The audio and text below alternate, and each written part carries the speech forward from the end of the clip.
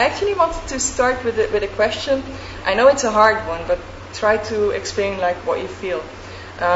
Like music, what does it really mean to you? Is it art, self-expression, communication? Like, can you say what music means to you? Well, for me, it's all those things. But I guess it's just creativity in general. You know, it's just another kind of outlet of that. Or outlet for that. I mean, like, I don't know. I mean, we're always thinking creatively. We're always making things. We're always writing things and dreaming things. And I think, for me, I mean, having been to art school, actually, I just consider music to be like the most powerful medium. You know, like I've never really gotten chills from a painting before, and I've never really gotten, you know, I've never been moved by, you know, a piece of pottery or anything. Like I just think music is, I mean, all those mediums are essential, and they all have an incredible potential to be like intense. But music for me is just the most dramatic. It always has been ever since I, you know, first heard my favorite bands. You know, I just had the strongest connection emotionally with music and past experiences and things, you know. Yeah, I know exactly how you feel. And for you, Johnny? Yeah, I feel, you know, pretty much the same way. It's more of like, you know, expressing yourself and what you feel like, you know, in that moment and whatnot, and you know, just being creative in that way, you know. And it's something that obviously like all of us enjoy, you know, ever since I've been exposed to music ever since, you know, I was in my mother's womb, you know. So it's like sort of it's I love it. That's true. Pre-birth, you turn on to like good music. Yeah. That's true, actually. And your mom has good taste in music. Yeah. Yeah. What does she like? I mean, my mom likes everything. She's a singer as well. My father's a musician as well, and my grandparents. So it's, but yeah, pretty much. I mean, pretty much have the same answer. Yeah. I think that's the difference. Well, not difference, but I think what's cool about it is having been so affected as a kid. Like, you remember the first time you go to a concert, and the rush from that and that experience, and then to grow up and to be the one on the stage. I think that's just, you know, that's probably the coolest thing in the world, you know. Yeah.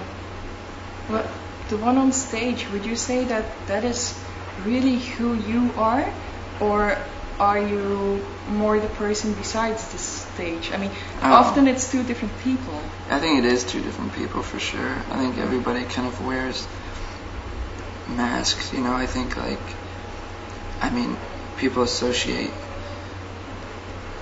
all kinds of like artists and actors with the characters they play, and you know that's not totally realistic, you know. So I doubt I'd ever really want to hang out with a lot of my heroes, because you kind of idolize them so much, and you don't want them to be human, you know. Like, you want them to stay superhuman, you know. But everybody is kind of normal underneath it all. So I don't know. It's funny that like in this business, you know, over the years that we've been able to meet, you know, we've been fortunate enough to meet some of our idols and stuff, and it's pretty weird when you find out that they are just regular dudes, and you're talking to them like you're talking to them now. It's pretty funny, but yeah, a lot of the guys that I grew up idolizing, you know, I have that image of them as, you know, their stage presence and like what they do on stage, and I know that's not how they are off stage, but I kind of like it, you know.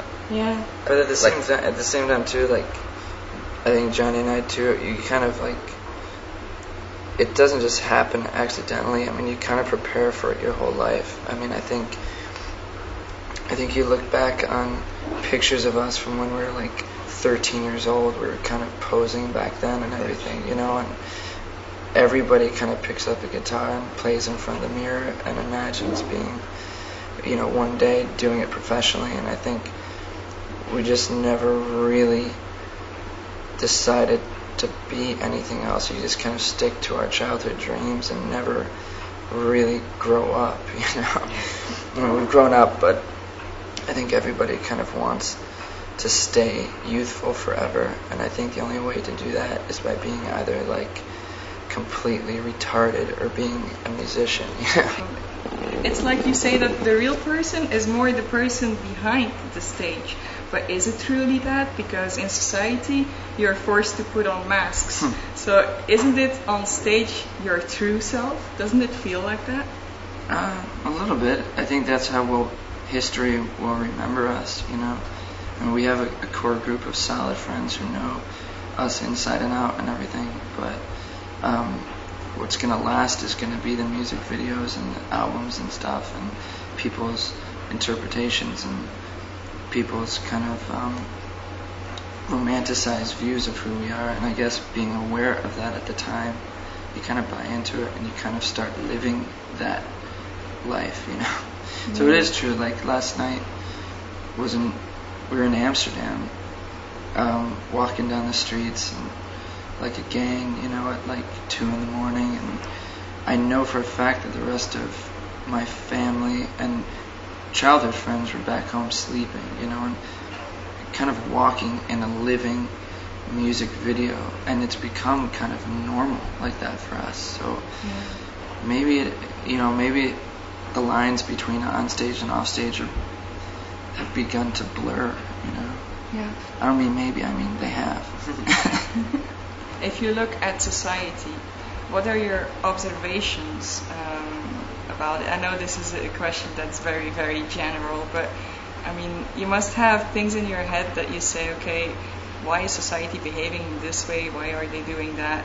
Like, I know, I'm sorry, it's a I don't know, I know what you're saying. Well, I don't know, I've got some issues, but you gotta be careful because you gotta be careful what you wish for. I remember in high school or college, certain things, walking down the street, the way we look and doing the things we do and being attacked for it, being made fun of, being called, names and everything, and feeling like shit and just wondering why the world is full of idiots, And then you take it a step further though, and you wonder though, would you really want a world full of people just like us? I kind of like that we've got an inner circle, and it's kind of us against the world in a way, and I have tons of issues and tons of problems with the way people act and the way society is. I think it's evolving, but I think it's evolving incredibly slowly. There's a lot of kind of residue from kind of 50s mentality still in America. People are, only beginning to start to accept certain outsiders and things like that. So, but I don't know. Don't you want to change it? I mean, to me, it makes me kind of sad. Like you say, I've met a lot of wonderful people, often musicians, and they seem to be so much more open-minded and not focused on all the trivial, stupid stuff. And I don't know. I just always want to try to like change it. Do you think it's possible? I kind of want to rest. Kind of what we do in a small way is you want to kind of rescue the the good ones. Yeah. I can imagine how hard it must be to grow up in Alabama having good taste in music and fashion. You must feel like a complete outcast. I think in those situations, like, that's why the music is so important, because they get albums and they realize that there is a world outside of their backwards town that they grew up in, that they just happen to accidentally be born into. One thing that you talked about is something that I personally don't understand, is fashion. Because I know I suck at it. I mean, there's probably a million things wrong with me. Trust me. And I don't know. I always have this kind of a little bit of a hatred against fashion, because it defines you with one look, and I don't think that I'm definable with one look. So, and I don't like people assuming things. Unfortunately, that's just the way it is. I mean, people will judge no matter what. It's always going to happen, you know. Which is you just have to be comfortable in your own skin. But I mean, like I sleep in these clothes. Like, it's just one of those things. And I know that the way I look, I get a lot of looks and whatever. But you learn to just believe in yourself and you know, don't worry about what anybody else thinks, because then you'll never get anywhere. You'll never be bold and you know that. I don't know. True, yeah, but it does hurt. I mean. Oh yeah, I mean, but I don't know. I'm just I'm just used to like just certain places where you go and you know I know that like I don't look like a lot of other people. I've just it's gone on. It's whatever. Once you meet me, you know that I'm a cool person and whatever. And I just shake it off and I don't care. It doesn't matter. Yeah. I still just find a way to have fun. And we'll just do what I have to do. That's actually a healthy attitude. Yeah. I usually believe that. But some days I forget about that. Yeah. Nobody really knows what cool is. You know? I mean, you watch a fashion show with like the coolest designers in the world, and they come out after the show, and they're just wearing fucking t-shirt and jeans. You know.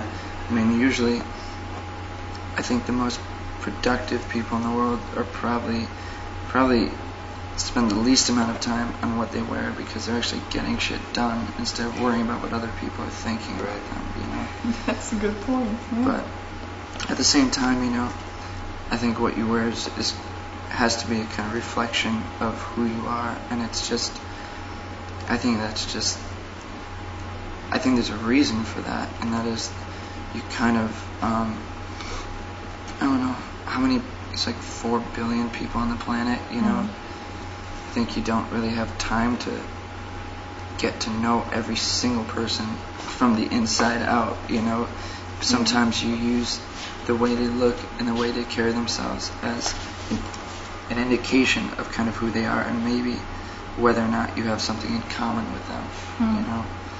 So, like our fans, for example, kind of have a consistent look globally. You could look at a Killhannah fan in Chicago, you look at a Killhannah fan in, you know, Tokyo, and they have this style, and it's helpful for them in a sense. They have a sense of community, and they recognize that they maybe have things in common with one another, and you know, it's not 100% superficial. You know, when I was 14, I was on I had high school orientation, and I was in a high school that had like 1,400 kids in it. And I'm in this pack of people, 14 years old, going through the school, and they're giving the tour, and I saw this one girl, you know, I felt like I didn't really fit in, I really didn't have anything to do with what was around me, and I saw this one girl wearing a Cure t-shirt, and I'm like, that's the chick I want to get to know,